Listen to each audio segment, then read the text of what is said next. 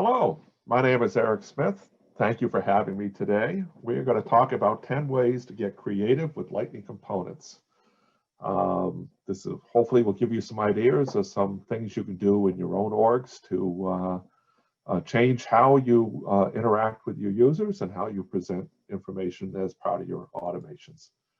Uh, these components are all available on unofficialsf.com. They're either components that I've created from scratch or have taken existing components and enhanced them. They are free. Source code is provided, although no coding is required. And they're all designed to be very customizable with a number of different attributes, so you can really configure these to work as you see fit in your own orgs. Hopefully this deck will be available for you after the conference, and all of these links should be live, so you can go directly to these components or any of the other links that I have in here.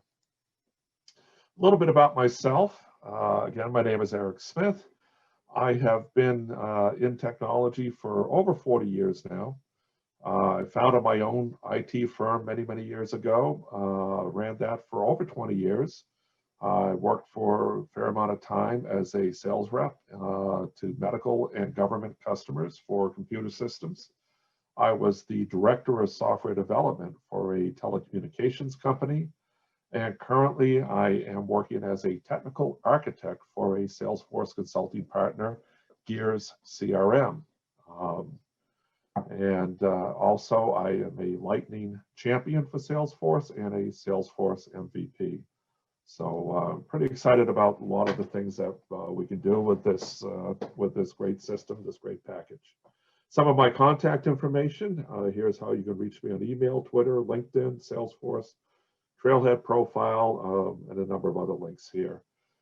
Before I get into my presentation, just a brief plug for one of the first applications I ever created when I started with Salesforce is when I was working with process builders that either I built or other people had built. I found it was a little difficult to go through and kind of figure out what was done, what was happening behind the scenes on these. All you really had to work with was the user interface for process builder, and you had to click back and forth on a number of different screens, hover the mouse, and really go back and forth to see what was going on. So I created a utility to take all that information about a process builder and provide it in a clean format that you could print out or put in a PDF that would basically show you everything the process builder was doing with all of the configuration, formulas, fields, criteria, everything all spelled out for you. So if that's something that you're interested in learning more about your process builders or documenting them, then I recommend you take a look for Process Builder OneView. Okay, moving on to the components. I'm going to go over 10 different ones today. Some of them will be simple, some of them will be a little more involved. And I'm going to start with probably the simplest one, which is a Lightning component that you can put on a Lightning record page or on a flow screen that does nothing more than draw a line. So drawing a line, that's pretty simple. There's not a lot behind that. But just to show you what it can do, being able to separate and put the information on your screens into different sections can really help the user understand what's there and interact with it. If we look, for example, at these three buttons down at the bottom of this screen, this update button is related to this text box here, but the reset and loss buttons are other actions, and they're kind of all jumbled together. But if I was just to do something as simple as putting a line on this page, it actually separates those, makes it more readable, more understandable for the user as to what they're looking at and what they might be expected to do. Just very simple thing, just putting a line on your screen.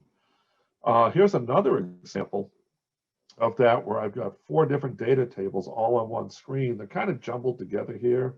It's a little difficult to kind of separate things, see what goes with what. If we go into this and put some lines in there, it becomes much more readable, much easier for the user to see what's there and know where the eyes need to go, what to look at. And as you can see here, because of some of the configuration attributes that are part of this very simple component, we can do things like specify the width of the line, even the color of the line. So something fairly simple can go a long ways towards improving how you present your information to your users. Let's take a look at another component. This is one that I came up with when I found that converting from Classic to Lightning, that screen real estate is pretty valuable. There's only so much information you can put on a screen before the user has to scroll up and down. And I wanted to have the ability to see more information, present more information on the screen, and reduce the amount of scrolling. And one of the ways to do that is to give the user a little more control over what they're looking at and how they're looking at it. So on this page, you see I've got two large text area components that have a fair amount of information. And what I want to do here with this is to be able to toggle these on and off so the user can see more of the other information on the page without having to scroll up and down to do that. So as you see here, when the buttons are toggled, that long text area is turned on and off. In fact, the user even has the ability to change the size of that box to scroll that page up and down or see more of that information at once. So putting this type of component in place, rather than just putting a large text field that's always going to be there, always taking up that amount of space on your screen, here you give the user the control over whether they need to look at it or if they want to just click it off and look at the other information that you have on that page. Speaking of toggle buttons, I also created a component that just allows you to put a toggle button on a Lightning page. And the purpose of the toggle button is to change the value of a checkbox field in your record. In this particular case, here's one use case. I have a field in my detail here called is escalated. And I want to be able to have an escalated case. So rather than having the user go and click on the edit button up here, go into edit mode, scroll up and down the page, find the is escalated checkbox, click it, and then save, I just have a simple toggle right here that the user can click to escalate the case. And what that does is when it's clicked, it turns that checkbox field to true. But the nice thing about that, when you change a record, guess what you can do? You can trigger a flow. You can trigger a process builder whenever a record value changes. So what happens here when this button is clicked, not only are you updating that field, you also have the ability to kick off something like a process builder. In this case, I have a process builder that sends a notification out that a case has been escalated. So you're giving the user actually the ability to click a button to run a process builder. That's a pretty powerful automation component that you might be able to find a use for in your old orgs there. Now, another use case for the toggle button, in addition to just changing the field or maybe triggering a process builder, is you can also use the value of fields in a record for conditional visibility on a Lightning record page. So this is just a quick demo just to show how it's done. But I have two toggle buttons here. One I call the red component, one the blue component. And this gives the ability to let the user toggle certain components on and off of the Lightning record page. So if they click to turn on the red or turn on the blue, when that field value changes with conditional visibility on it, we can change the visibility of these components on the page and actually turn these components on, turn them off. So again, this is another way of allowing the user themselves to have control over what they need to see on the screen and what they're looking at, what they're interacting with. This is just an example here of those components using the conditional visibility in the app builder to specify when to display those components. So if that field is true, then display the component, otherwise don't display it. So we're tying the visibility into a field that's controlled by the toggle button.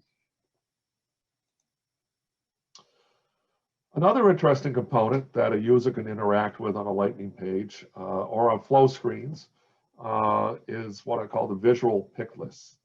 And this component allows you to not just have a drop-down pick list selection, but to actually tie an image or an icon in with that selection. So again, we're looking at this same case record. And one of the things we can set is a customer temperature of neutral. Are they happy? Are they angry? So if somebody is interacting with a case, interacting with a customer at the same time, they can just click on one of these buttons and it will change the value of that field based on them picking one of these pick list items. Again, it's a quick and easy way of interacting and updating a record without having to select edit, find a field, change the field, click save, and then move on. Having this on a sidebar like this just allows the person interacting with that record to make a quick on-the-fly change or on-the-fly update. This example here is showing just a small image with some text next to it. We also have some attributes that you can modify to suit your own needs on that. Another way we can display these images is as a large image with no text, and you can click them on and off that way as well. So it's a component. You can pick your own images. You can decide what fields they update or what pick list field they're associated with, and just put these on a flow on a page to allow the user to update some of your records. This is an interesting component. This is called a flow action. And this flow action allows you to, at any point in a flow, typically at the end of a flow, is to redirect the user to something else.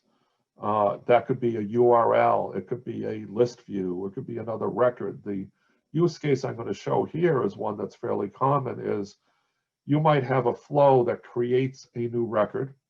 And when you're done creating that record in your flow, you want the user to be able to go to that record and either look at it or edit it. And this component gives you the ability to say, oh, here's my record ID. Take me to the view screen or take me to the edit screen for that record. And in this example here, I'm on a case, we're creating an asset. Once the asset is created, the user can click view or they can click edit, and it will take it right to that new record. This is real useful if you're running Sales Console or Service Console, because it can open in a new tab and you're staying right in that same account or that same case or that same opportunity. So this is a real handy component to have to redirect somebody at the end of a flow to a new record or for some other type of interaction that you'll want them to have.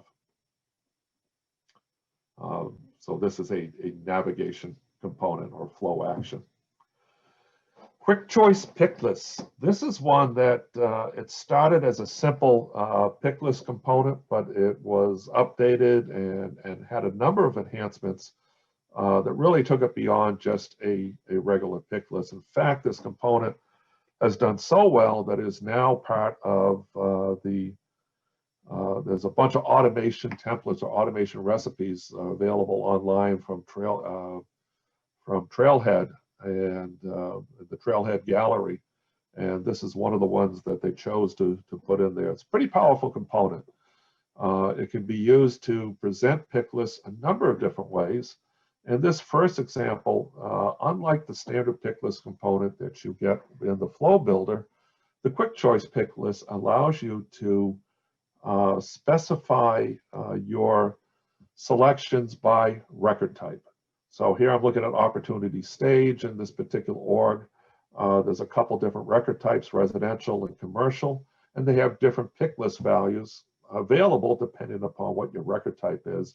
And this component respects that. It will go and check the record type and it will present only those pick list fields that you need. And you can make these required, you can put a none option if you want to. So there's a number of different configuration options that you can put in here, but this being able to narrow it down by record type goes far beyond what the standard built-in flow component does. You can also do radio buttons in addition to a pick list. This is an enhancement that I put on that's become very popular, and it's the ability to do a visual card. So here we're displaying a header, some extra text. a different way of presenting that list. In fact, you could even include graphics, icons, images, make it one column, make it two columns. This is a real nice way to really put a different view or a different type of presentation in your flows that can make it much easier for the user to interact with your automations. So quick choice pick lists, I recommend taking a look at that. It can be used a number of different ways. Probably the most widely used component out there is one of the early ones that I wrote, which is the ability to display a data table. I originally did this as an Aura web component. A couple releases ago, when they gave the ability to specify the object you were dealing with at configuration time, I converted this to a Lightning Web component to allow you to do that. And now I'm in the process of creating a custom property editor for this, which should be released in time for Dreamforce. And this custom property editor will make it much easier for you to configure and put this type of component into your flows. Now, the reason I first came up with this was I wanted the ability to display information formatted like you would see on a list view, the ability to select fields and columns and set up your column widths and change widths and sort and select and do all of those type of things. And this component allows you to do that. Whereas previously in flows, if I wanted to present information to a user to make a selection, I had to use what's called the dynamic record choice. And the dynamic record choice is good. You can go out, you can select a subset of records, and you can present to the user one field from those records to say, choose one of these, make a choice. And what I found is the information you would see in one field wasn't always enough. So I would go and create something like a formula field to take the values of a bunch of other fields and concatenate them all together. As you see here, I had a formula field to take the name, the quantity, a custom field called a service address, a display ID, and combine those all together into a single field that I could present as a record choice. But as we look back here and see that it's not very readable. You got to kind of stare at this pretty carefully to see what you're looking for and to make your record selection.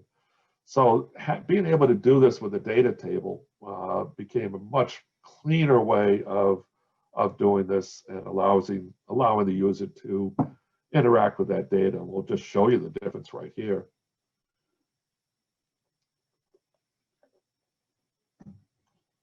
As you see, we can set this up to be multiple selections. You can do single record selections with radio buttons. In fact, the user can even go as far as adjusting what the table looks like. They can change the column widths. They can turn wrapping on and off. They can sort. They can filter. You're putting a lot of power in the hands of the user to make it easier for them to make these type of record selections and interact with the data that you want to display for them on your flow screen. So this has a lot of different uses. I've added things like inline editing, row by row formatting, and a number of other features that go far beyond what a list view or a standard data table can do, and certainly far beyond what a dynamic record choice can do in a flow. So this one has a lot of different use cases. In fact, there's a lot of information available online to help learn more about this. I have a 4-part blog series for somebody just getting started, going over a number of different use cases as to why and how you may want to use a data table component. So I recommend going to my blog on Eric's Playground, or you can also find this on unofficialsf.com and really see how you can put a data table to work. Very, very powerful, flexible, and fairly easy to use component. Another interesting one is navigation buttons. I wanted a way in a flow to go beyond what a flow offers, which is really not much more than a next, a previous, and a pause button.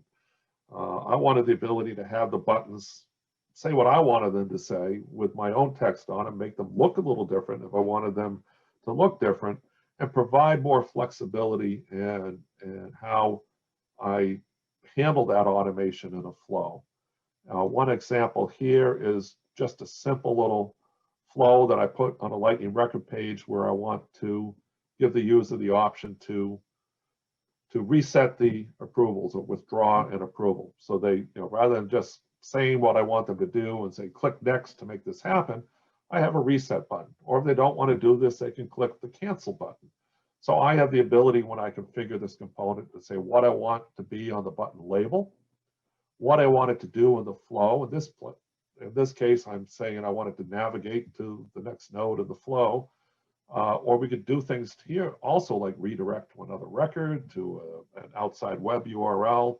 A number of things could be done with this button, but by being able to control the navigation in your flow, you can do a lot more interesting things with buttons. If you see in this case here, I've got two buttons, cancel and reset. They both do the same thing. They just go to the next node in the flow. But if we take a look at that flow, here's the screen where I have the information.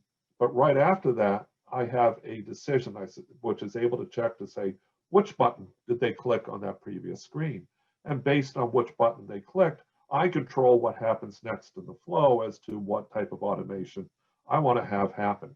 So I have one whole branch if they click reset. I have a whole different branch if they click cancel.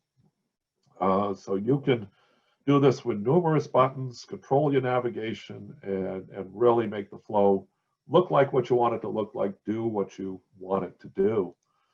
Another example of that is I have a little flow component here, which I was using to allow a user to update contact roles on an opportunity.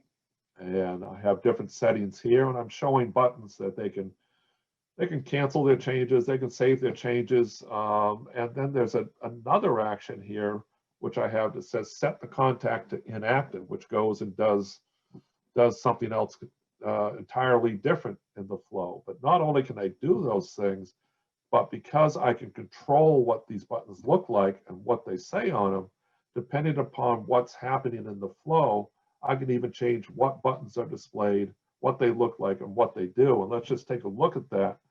I'll first show what happens if somebody clicks cancel. It just goes back and resets their settings.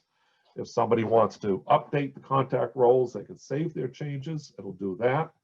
But if they set the contact to inactive and confirm that, now when they look at this, they're seeing different buttons. The only thing they can do there, they can't save anything or make changes. They can only set something back to active and then go in and make changes. So I'm controlling even what buttons get displayed and what they look like in this little component. So navigation buttons it's an interesting way of allowing you to do more with your automation beyond just next and previous in your flows. Here's a real interesting one, lookup. There originally was not a lookup component at all available for the standard components in Flow.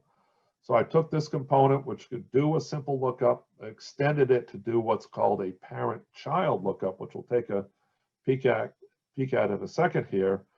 They have now taken portions of this component and made it an official lookup component in the Flow Builder, but it still doesn't have the ability to do some of the parent-child type things I'm going to show you here. This is an example. If we look at, say, these first two lookups I have on this flow screen, one is I'm selecting an account, and then after that account is selected, I have the ability to select a contact. But when selecting that contact, I wanted to have the ability to select only the contacts that were contacts for the account that got selected in this first lookup. Now, if you can do that type of thing in a flow without this